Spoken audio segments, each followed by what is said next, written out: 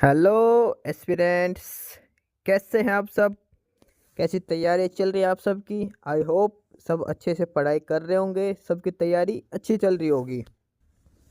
Aspirants, welcome to our YouTube channel knowledge hub. Knowledge hub में आपका एक बार फिर से स्वागत है। और आज हम सभी एस्पिरेंट्स के लिए एक मज़ेदार कंटेंट लेके आए हैं जिसको पढ़ के आपको काफ़ी मज़ा आने वाला है। ठीक है, तो चलिए बिना किसी देरी के शुरुआत करते हैं, उस कंटेंट की तरफ बढ़ते हैं। और वीडियो के लास्ट तक बने रहिए। और अगर आप चैनल पर नए हैं तो चैनल को सब्सक्राइब जरूर करिए। वीडियो को लाइक करते हुए चलिए आगे बढ़ते हैं, अपना कंटेंट शुरू करते हैं। स्टूडेंट्स, इस वीडियो में हम देखेंगे important reverse of India, Bharat की प्रमुख नदियाँ। ठीक है, कौन कौन सी भारत की प्रमुख नदियाँ हैं। इसके अलावा उन नदियों के बारे में हम विस्तार से समझेंगे। उन नदियों का नाम क्या क्या है, उनका उद्गम स्थल कौन सा है और उनकी सहायक नदियाँ कौन कौन सी हैं। आज इस वीडियो में हम देखेंगे भारत की जो प्रमुख नदियाँ हैं वो कौन कौन सी हैं, वो कहाँ से उनका उद्गम स्थल यानी कि ओरिजिन पॉइंट कहाँ से स्टार्ट होती हैं। इसके अलावा उनकी जो सहायक नदियाँ कौन कौन सी है, ट्रिब्यूटरी कौन सी है, ट्रिब्यूटरी रिवर्स। काफ़ी इंपॉर्टेंट क्वेश्चन है, रिवर्स के ऊपर हर एग्जाम में क्वेश्चन आता है, 1 से 2 क्वेश्चन हर एग्जाम में पूछे जाते हैं। अब एसएससी सीजीएल मान लो या फिर कोई भी मान के चलिए, हर एग्जाम में यहाँ से क्वेश्चन पूछा जाएगा। अपकमिंग रेलवे एग्जाम्स में भी यहाँ से क्वेश्चन जरूर बनेगा। तो एक बार देख लेते हैं फटाफट से कौन कौन सी रिवर हैं और उनका ओरिजिन पॉइंट क्या है, उनकी लंबाई कितनी है, उनकी जो ट्रिब्यूटरी रिवर्स है वो कौन कौन सी है। सबसे पहले बात करते हैं सबसे पुरानी नदी है और वो है सिंधु नदी के बारे में। सिंधु नदी के बारे में बात करें तो इसकी जो लंबाई है वो है 2880 किलोमीटर, 2880 किलोमीटर है सिंधु नदी की लंबाई है। 2880 किलोमीटर ये है सिंधु नदी की लंबाई है। सिंधु नदी के उद्गम स्थल की बात करते हैं, इसके ओरिजिन पॉइंट की बात, तो ये है मानसरोवर झील के निकट से ये सिंधु नदी का उद्गम स्थल है। मानसरोवर झील के निकट से सिंधु नदी का उद्गम स्थल है। इसकी लंबाई है 2880 किलोमीटर। सिंधु नदी की सहायक नदियों की बात करते हैं तो सिंधु नदी की जो सहायक नदियां हैं वो सतलुज, व्यास, झेलम, चिनाब, रावी, शिंगार, गिलगित, श्योक, जम्मू कश्मीर और लेह यहाँ से ये बहती है। ठीक है, गिलगित, श्योक, जम्मू कश्मीर और लेह में यहाँ से ये बहती है सिंधु नदी। उद्गम स्थल है मानसरोवर झील के पास। इसकी लंबाई है 2880 किलोमीटर, 2880 किलोमीटर। ठीक है, ये है सिंधु नदी के बारे में।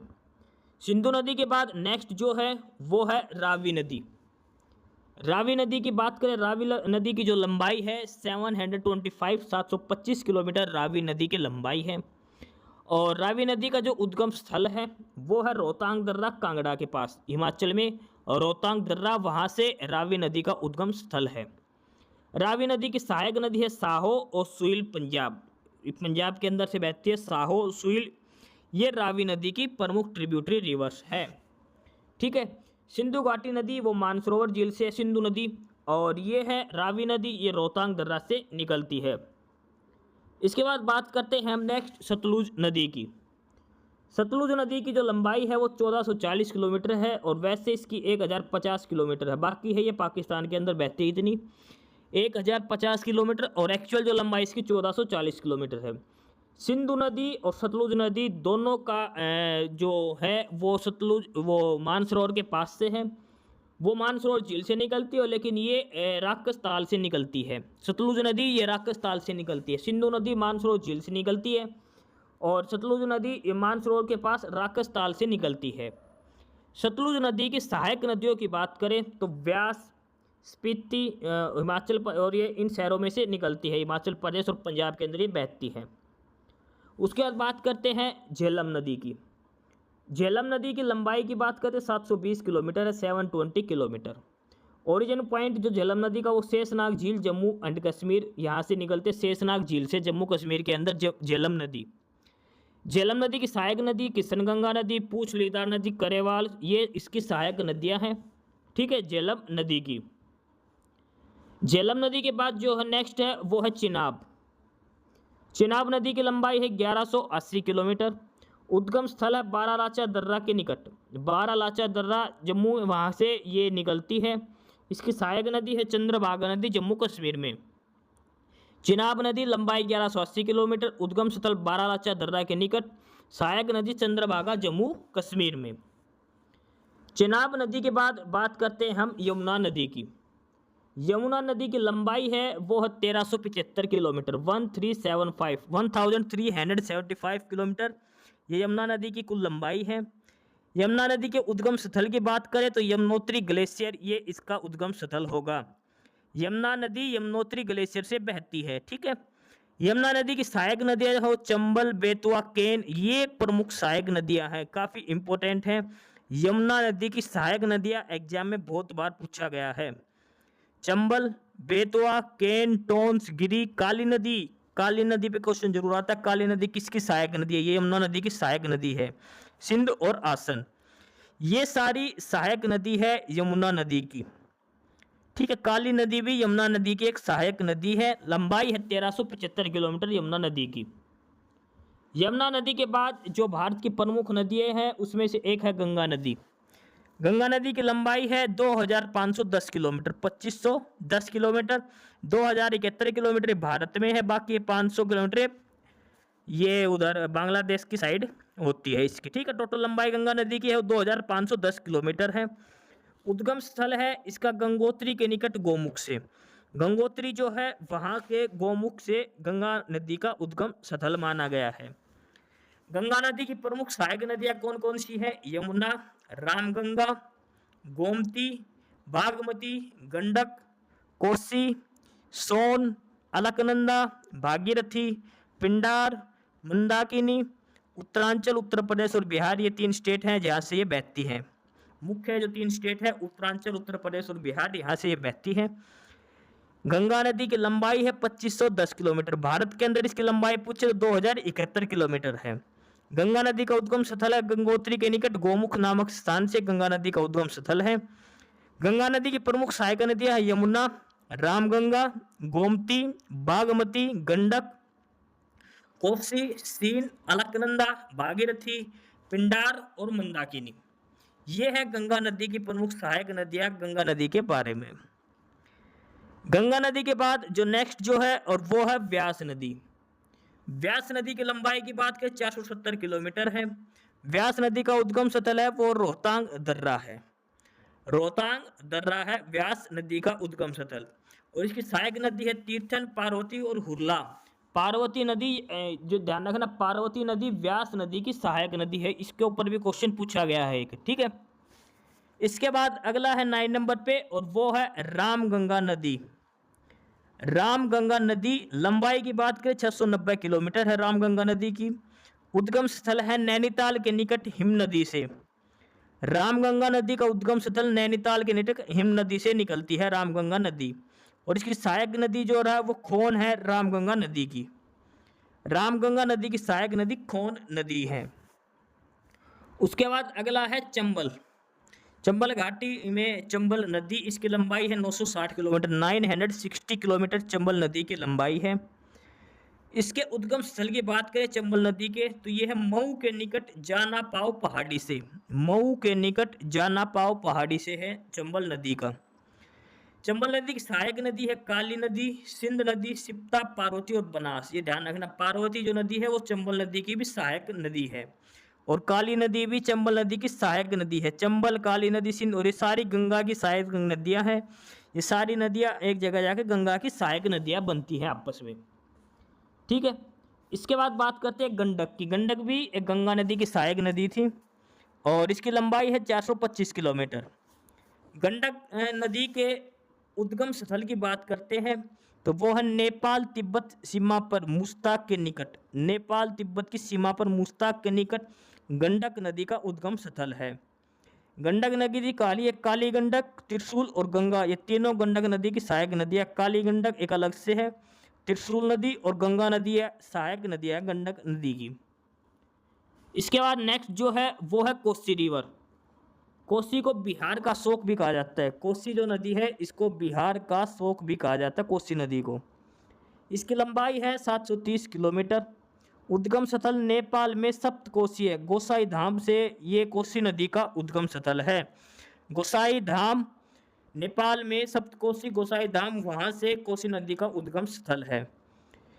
कोसी नदी की सहायक नदी है इंद्रावती, तामूर और अरुणा। ये 3 सहायक नदियां हैं कोसी नदी की। इंद्रावती, तामूर और अरुण ये कोसी नदी की सहायक नदियां हैं। इसके बाद आगे बात करते हैं, और अगली जो रिवर है वो है घग्गर रिवर। घग्गर नदी की बात करते हैं, घग्गर नदी की लंबाई है 1080 किलोमीटर, 1080 किलोमीटर ये घग्गर नदी की लंबाई है। इसके अलावा घग्गर नदी के उद्गम स्थल की बात करें तो ये नेपाल से मप्सातुंग नेपाल से ये उद्गम स्थल है। घग्गर नदी की सहायक नदियां हैं हिमनद, शारदा, कर्नली, कुआना, राप्ती और चौकिया। ये घग्गर नदी की सहायक नदियां हैं। इसके बाद बात करते हैं बेतवा। बेतवा नदी, और ये मध्य केन बेतवा जो टाइगर रिजर्व है वहां से है ये बेतवा नदी। इसकी लंबाई है 480 किलोमीटर। बेतवा नदी का उद्गम स्थल है भोपाल मध्य प्रदेश के पास, उबदलापुरगंज के पास मध्य प्रदेश के अंदर। ठीक है, बेतवा नदी और केन नदी ये दोनों एक साथ बहती हैं। इसके बाद बात करते हैं सोन नदी। सोन नदी की लंबाई है 770 किलोमीटर, और सोन नदी का उद्गम स्थल अमरकंटक की पहाड़ियां, ये ध्यान रखना, अमरकंटक की पहाड़ियां सोन नदी का उद्गम स्थल है। एक नदी और है वो आगे आएगी जो अमरकंटक की पहाड़ियों से ही वो निकलती है, नर्मदा नदी। अमरकंटक की पहाड़ियों से निकलने वाली एक और नदी है सोन नदी। काफी इंपॉर्टेंट क्वेश्चन है, एग्जाम में पूछा गया है। अमरकंटक की पहाड़ियों से कौन सी नदी निकलती है, उसमें सोन नदी आएगा। आगे चल के एक और दे रखा है वो नदी भी, और एक सोन नदी है, दोनों है जो अमरकंटक की पहाड़ियों से बहती है। अमरकंटक नदी के सोन नदी की जो सहायक नदी है वो रिहंद और कुनहड़। सोन नदी की सहायक नदियां है रिहंद और कुनहड़। उसके बाद अगला है दामोदर नदी। दामोदर नदी की लंबाई है 600 किलोमीटर। उद्गम स्थल है छोटा नागपुर पठार के दक्षिण पूर्व से। छोटा नागपुर पठार से दक्षिण पूर्व से दामोदर नदी का उद्गम स्थल है।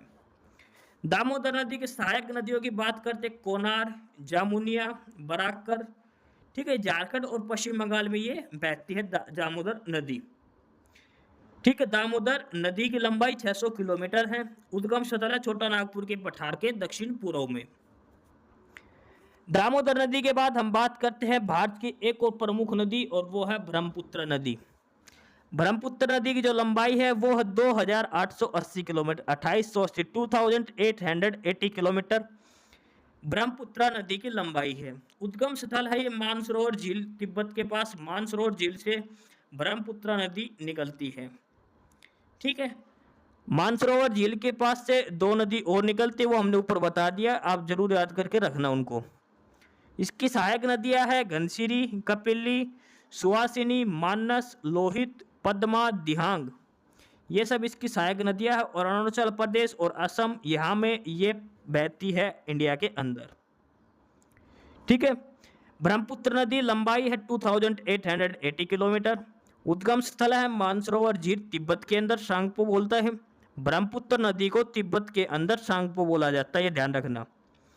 तिब्बत की सहायक नदी घनसिरी, कपिली, सुहासिनी, मानस और लोहित, ये सारी तिब्बत की इसकी ब्रह्मपुत्र नदी की सहायक नदियां हैं।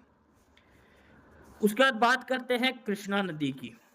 कृष्णा नदी की बात करते हैं, कृष्णा नदी की लंबाई है 1290 किलोमीटर, 1290 किलोमीटर ये कृष्णा नदी की लंबाई है। उद्गम स्थल जो कृष्णा नदी का है वो महाबलेश्वर के निकट, ये काफी इंपॉर्टेंट है। कृष्णा नदी का उद्गम स्थल पूछा गया है, और ये है महाबलेश्वर के निकट। कृष्णा नदी की सहायक नदियों की बात करते कोयना, यरला, वरना, पंचगंगा, दूधगंगा, घाटप्रभा, मालप्रभा, भीमा, तुंगप्रभा और बूशी नदी। ये सारी कृष्णा नदी की सहायक नदियां हैं। कोयना, यरला, वरना, पंचगंगा, दूधगंगा, घाटप्रभा, मालप्रभा, भीमा, तुंगभद्रा और मूशी नदी। ये जो कृष्णा नदी बहती है ये है महाराष्ट्र, कर्नाटका और आंध्र प्रदेश, 3 मुख्य स्टेट है जहाँ से कृष्णा नदी बहती है। कृष्णा नदी के ऊपर एक डैम बना हुआ है, उसका नाम है नागार्जुन बांध। ठीक है, नागार्जुन जो डैम है वो कृष्णा नदी के ऊपर बना हुआ है। कृष्णा नदी की लंबाई है 1290 किलोमीटर, महाबलेश्वर के निकट इसका उद्गम स्थल है। कृष्णा नदी के बाद बात करते हैं वैतरणी नदी की। वैतरणी नदी की लंबाई है 333 किलोमीटर और ये क्योंझर पठार उड़ीसा से इसका उद्गम स्थल है वैतरणी नदी का। क्योंझर पठार उड़ीसा ये वैतरणी नदी का उद्गम स्थल है। उसके बाद अगला है कावेरी नदी। कावेरी नदी की लंबाई है 760 किलोमीटर 760 किलोमीटर है। उद्गम स्थल है केरकारा के निकट ब्रह्मगिरी की पहाड़ियों से। ब्रह्मगिरी की पहाड़ियों से निकलती है कावेरी नदी। कावेरी नदी की सहायक नदी है हेमावती, लोकपावना, भवानी, शिमला, अमरावती, सवर्णवती और ये कर्नाटका और तमिलनाडु के अंदर ये नदी बहती है। कावेरी नदी मुख्यतः कर्नाटका और तमिलनाडु स्टेट में बहती है मुख्य रूप से। इसकी लंबाई है 760 किलोमीटर। उद्गम स्थल है केरकारा के निकट ब्रह्मगिरी की पहाड़ियां इसकी उद्गम स्थल है। सहायक नदियां हेमावती, लोकपावना, शामली, भवानी, अमरावती और स्वर्णगिरी। ठीक है, यह है कावेरी नदी। कावेरी के बाद बात करते हैं गोदावरी नदी की। गोदावरी नदी की लंबाई है 1450 किलोमीटर गोदावरी नदी की लंबाई है। 1450 ये गोदावरी नदी की लंबाई है। गोदावरी नदी के उद्गम स्थल की बात करें नासिक की पहाड़ियों से निकलती है। त्र्यंबकेश्वर जो ज्योतिर्लिंग है वहां पे गोदावरी नदी का उद्गम स्थल है त्र्यंबकेश्वर में, नासिक की पहाड़ियों के पास। सहायक नदी है प्राणहिता, पेनगंगा, वर्धगंगा, बेनगंगा, इंद्रावती, मंजीरा, पूर्णा। और इसका जो प्रमुख जो स्टेट है वो है महाराष्ट्र, कर्नाटका और आंध्र प्रदेश। इन तीनों के बीच गोदावरी नदी बहती है। ठीक है, नासिक की पहाड़ियों में त्र्यंबकेश्वर नामक स्थान से जो त्र्यंबकेश्वर ज्योतिर्लिंग है वहां से गोदावरी नदी का उद्गम स्थल है। ठीक है, गोदावरी नदी को दक्षिण की गंगा की संज्ञा दी गई है। गोदावरी नदी को दक्षिण गंगा के नाम से जाना जाता है। ठीक है, दक्षिण की गंगा किसे कहा जाता है? गोदावरी नदी को कहा जाता है। ठीक है, इसकी लंबाई है 1450 किलोमीटर। उसके बाद बात करते हैं महानदी की। महानदी की लंबाई है 890 किलोमीटर। महानदी का उद्गम स्थल की बात करिए है सिहावा के निकट रायपुर में। महानदी की सहायक नदियां है शिवनाथ, हसदेव, ऊंग, ईब, ब्राह्मणी, वैतरणी। ये है महानदी की सहायक नदियां। जो मुख्य स्टेट है वो है मध्य प्रदेश, छत्तीसगढ़ और उड़ीसा, जहां से महानदी मुख्य रूप में प्रवाहित करती है। लास्ट है स्वर्णरेखा नदी। स्वर्णरेखा नदी की लंबाई 480 किलोमीटर। छोटा नागपुर के पठार उड़ीसा से बहती है, काफी इंपोर्टेंट है। छोटा नागपुर के पठार से उद्गम वाली स्वर्णरेखा नदी और झारखंड, पश्चिम बंगाल, उड़ीसा, 3 स्टेट में बहती है स्वर्णरेखा नदी। ठीक है, तो ये थी कुछ प्रमुख नदियां और इनका उद्गम स्थल, इनकी लंबाई के बारे में, साथ में ये बता रखा किस किस स्टेट से होके ये बहती हैं। एक क्वेश्चन नदियों के ऊपर जरूर पूछा जाता तो जरूर करके जाएं, यहाँ से क्वेश्चन हर एग्जाम में पूछा जाएगा। ये सिलेक्टेड रिवर्स है इंडिया की, इसके अलावा भी कोई और नदियाँ रह गई हैं वो भी आप खुद से देख लेना। ठीक है, ये मेन जो नदियाँ थी जो भारत की उनके ऊपर है। यहाँ से एक क्वेश्चन जरूर बनेगा, तो किसी भी एग्जाम में जाने से पहले सब कुछ देख के जरूर जाएं। एस्पिरेंट्स, यही था आज की इस वीडियो में आपके लिए। ठीक है, और बाकी अगर कुछ नहीं समझ में आया या कुछ पूछना हो या फिर किसी स्पेसिफिक टॉपिक पे पूछना हो, वीडियो बनवानी हो, तो आप कमेंट बॉक्स में कमेंट कर सकते हैं। ठीक है, बाकी आप हमारा चैनल नॉलेज हब को सब्सक्राइब जरूर करें, अपने फ्रेंड्स को रिकमेंड करें और वीडियो को लाइक करें, शेयर करिए, जुड़े रहिए हमारे साथ। मिलते रहेंगे आपके साथ रोज़ नए कंटेंट के साथ, नई अपडेट्स के साथ। ठीक है, और चैनल को शेयर जरूर करें अपने फ्रेंड्स के साथ। एक बार फिर से जो एस्पिरेंट्स जो कैंडिडेट्स नए हैं वो चैनल को सब्सक्राइब जरूर करें अपने चैनल नॉलेज हब। ठीक है, मिलते हैं नए अपडेट्स के साथ, तब तक के लिए बाय।